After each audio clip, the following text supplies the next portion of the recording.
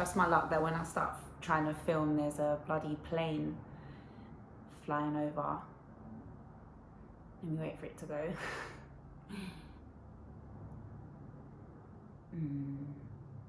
I think it's gone. Hey everyone, welcome to my, I guess, kind of first YouTube video of me anyway. I hope everyone's well, or as well as can be during this time. Today's gonna be a little bit of a story time, something that happened to me about 4 years ago now, or around 4 years ago, and it's about sexual harassment claim that I had as a PT. So as you can see from the title, sexual harassment in the fitness industry.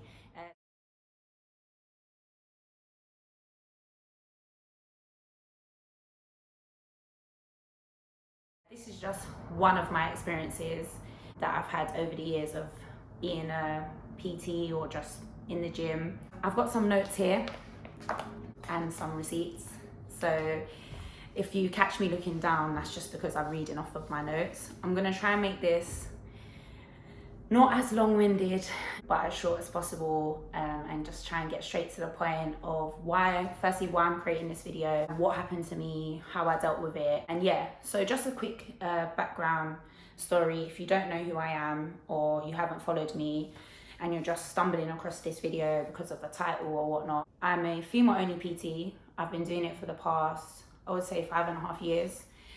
I've been in a few gyms, a few different types of gyms actually. I've been training for about 7 years, and after my experience of training, which was nothing to do with like changing my physique, it was more to do with like, I guess I just fell into it, and then I stayed because it helped with my confidence as a female, which is why I decided then to become a female-only trainer, because I thought if it could help me, I definitely wasn't the only one feeling that way. I knew it couldn't just be me, so I decided to help others. But the situation happened in 2016, and I'm creating this video because through my time of being on Instagram and speaking out through certain situations, I've actually realized that by me doing so, I get a lot of messages, and I realize it helps others who have either gone through something similar or just want to like share their own experience or can relate to what I've been through basically. I don't share a lot of things, and there's quite a few, I wouldn't say quite a few, there's a few incidences that have happened to me in the fitness industry that I haven't spoken out on. And I'm just deciding to do so because I know it's going to inspire somebody else. It's going to support somebody in some way. It's going to give someone courage to speak out. It's going to empower another, I'm going to say person, I don't want it to just be about females because anyone can go through this, but it's going to empower them to have like courage to go forward and to know that their voice is important, they are important, and just really how to do it, I guess, in a professional manner, which is how I felt I dealt with this situation. So let me look at my notes because I'll get sidetracked. You know how it is when you start talking about something, you start waffling and whatnot. I also want to say that this situation is not about gaining any sort of sympathy. I 100% know that people go through way worse, but at the same time, it's something that nobody should put up with, male or female. It was my first time having to deal with something like this head on. I think we're so used to dealing with comments as a female. I'm going to speak as a female now actually because I can only speak for me as a woman. We're used to dealing with comments daily. So yeah, it was my first time dealing with a situation head on. I'm not going to mention any names. This is not about exposing the gym, or it's not about exposing anybody specifically. So I'm going to go on to tell you what happened. Basically, back in 2015, as a newly qualified PT, I had to decide where I wanted to work. So I had previously been training for about 2 years before that. And, you know, with my experience being in commercial gyms, I don't want to say I constantly had issues, but there was a lot of comments flying around, specifically from men, about what I should be doing in the gym, and then just other, inappropriate comments that would fly around. So when I was deciding where I wanted to work, I wanted to work somewhere where I knew I was going to feel safe and I was going to have less of those type of comments. So I'm being very honest. I decided to PT in this gym because it had predominantly gay members. Whether that's right or wrong, for me, I felt I would be safer. And I did feel safe. I mean, I started working there in 2015. This situation didn't happen until a year and a half afterwards. I can 100% say that, 99% of the people that I met in there were great. They were lovely. My work colleagues were nice. It's important to say also that I was the only female PT at that gym. Moving forward to 2016, there was an incident. I want to say prior to that, you know how it is when you're at reception and stuff, waiting for clients and whatnot, you speak to members, hey, how you doing? How's your workout? What are you training today? Like, that's a very natural thing to have, just working in a gym. You're very talkative. If you're not talkative, you're probably not going to be a great PT, because you have to be able to interact very well with other people. So talking to people is very important. So I would say instantly from meeting this member, I didn't have a very good feeling from him. The feeling was uncomfortable. I could see that he was always staring at my bottom, just looking me up and down. It wasn't a nice feeling. So prior to the main incident, there were a couple other incidences before that where he had made comments about my body. There was one comment that's actually in the email that I sent to my manager when all this kicked off, saying that, I was sitting on a Swiss ball, I was with a client, we was doing something, we was talking about something on the Swiss ball, maybe I was bouncing up and down. If you know me from my clients know that I love to sit on a Swiss ball. It's very comfortable in between, with clients, it's so comfortable, on your breaks or whatever. Yeah, you guys know. And he said something about my ass being really big. And I think as a woman, you don't report these kind of things because I feel like they're so normal. They're so normal to hear, even on the street or whatever. We put up with these kind of things, if not daily, regularly.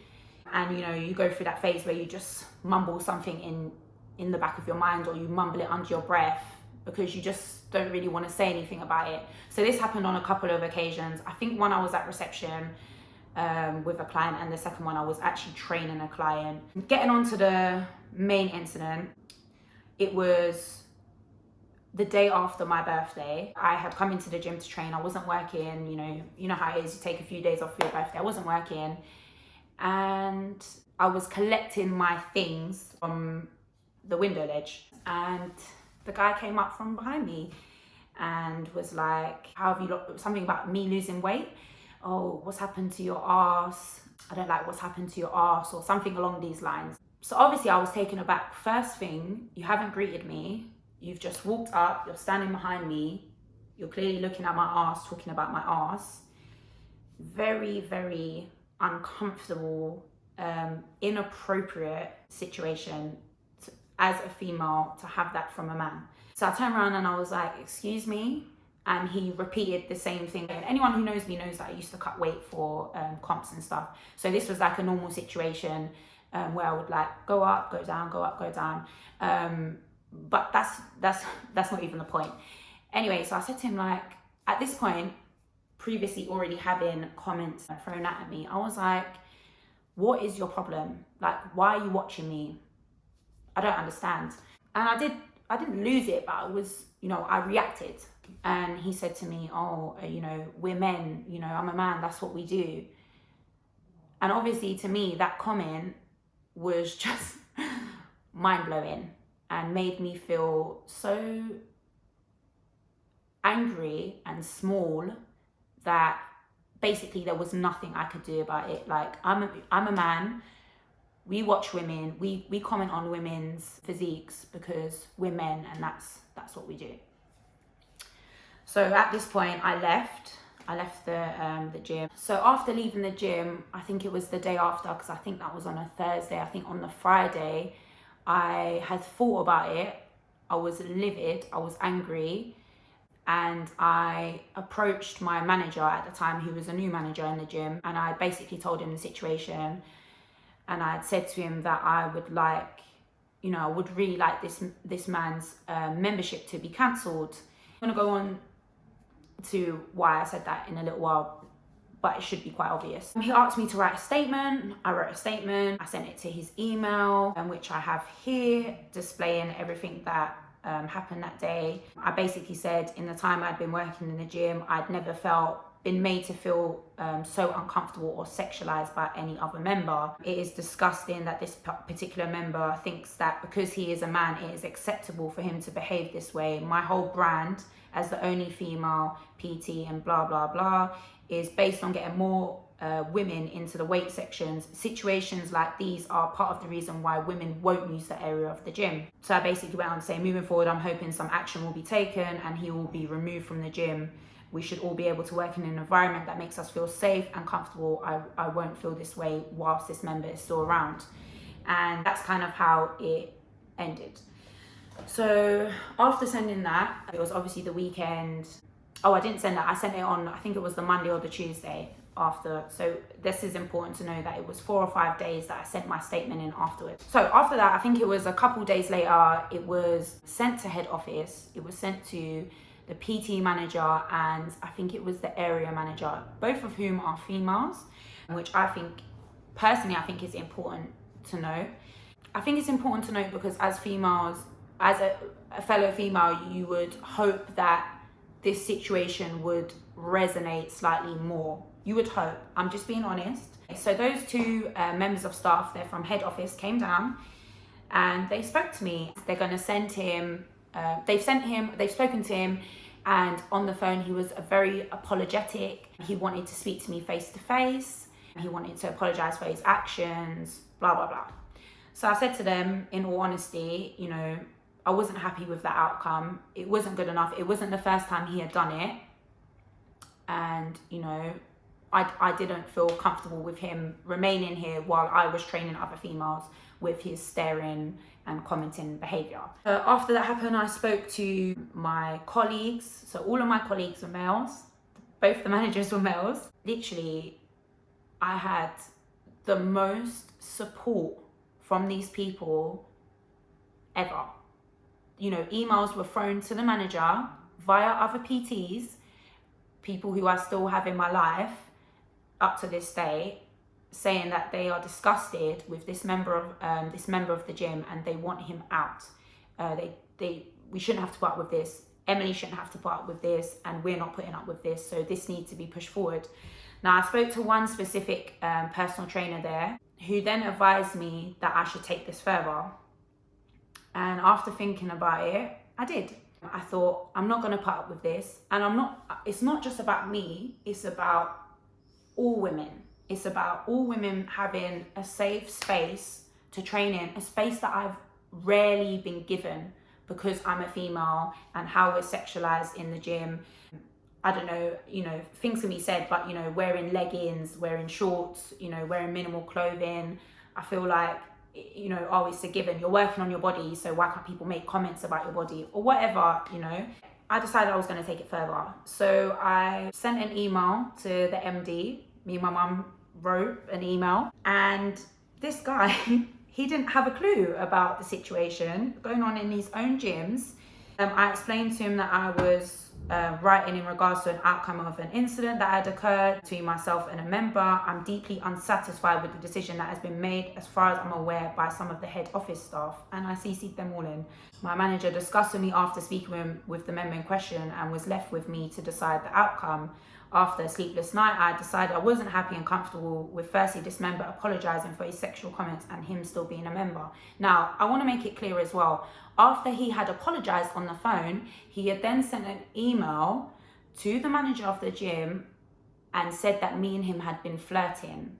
Now, I just cannot understand why this man would think that I was flirting with him and that basically he was trying to justify the reason for his nasty behaviour that day, coming behind me, talking about my shape, in previous instances talking about how big my shape was. I'm sorry, that's not flirting, and I don't understand on what planet he would have thought I was flirting with him. Do you know, I don't even want to get into the point where to say he's not even my type, because even if he was, I'm at work, and if you know me on a personal level, you would know what I'm like.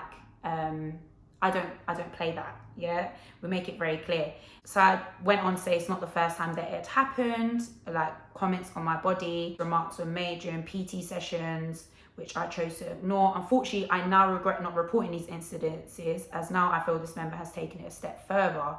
Not only did he approach me from behind, but I was on my own. I felt intimidated. My personal space was invaded. I made my feelings clear on wanting a cancellation of his membership. My decision wasn't made with only myself in mind, but for other females who step into that weight section. I am the only female PT in this gym, and I pride my brand on encouraging and empower women to lift with me. Many of my clients have been made to feel extremely uncomfortable by sexual comments made in other gyms. Which is why they train with me. It's a place where I felt this kind of behavior was totally unacceptable. Overall, I feel let down by the gym. This is my place of work. I pay to use this space, which is actually another thing that's really important.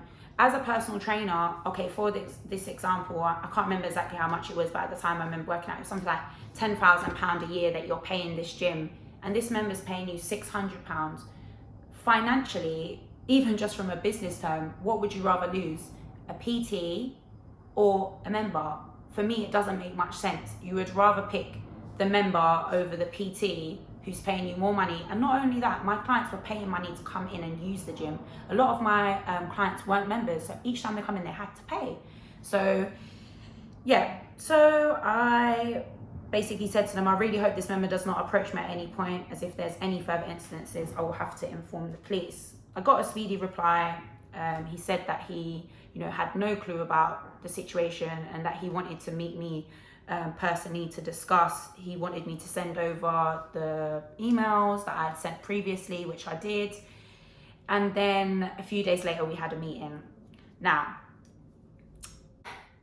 I'm smiling because although I understand that every claim has to be investigated, if I'm honest, I really did feel like I was being questioned as to how reliable my story was. And I'll tell you why.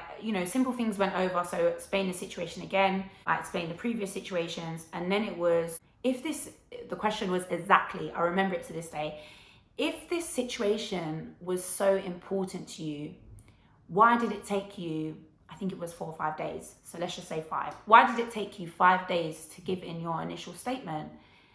Now, to me, this question was just like, huh? Because there shouldn't be a time limit on when somebody reports a sexual allegation. There shouldn't be a time limit. If it happened, it happened. And I felt like he was questioning how reliable this information was. To me, that's how it felt. At to which point I said to him, well, not that it's anyone's business and not that I, go around telling the world my business, but my mum was actually in hospital at the time. She had just had quite a serious operation, and I spent some time with her, and there was other things on my mind. Her recovery wasn't so quick, etc. So I was worried about her, and I waited to process information. Went down to hospital, I processed the information, and then I wrote my events and sent it off. So obviously at that point, he was like, okay, fair enough, blah, blah, blah. And then afterwards, I received an email basically saying that they had decided, that they were going to get rid of him. We've therefore decided that in view of this, we will terminate the member's membership. Eventually, obviously, the guy was banned. He was no longer a member.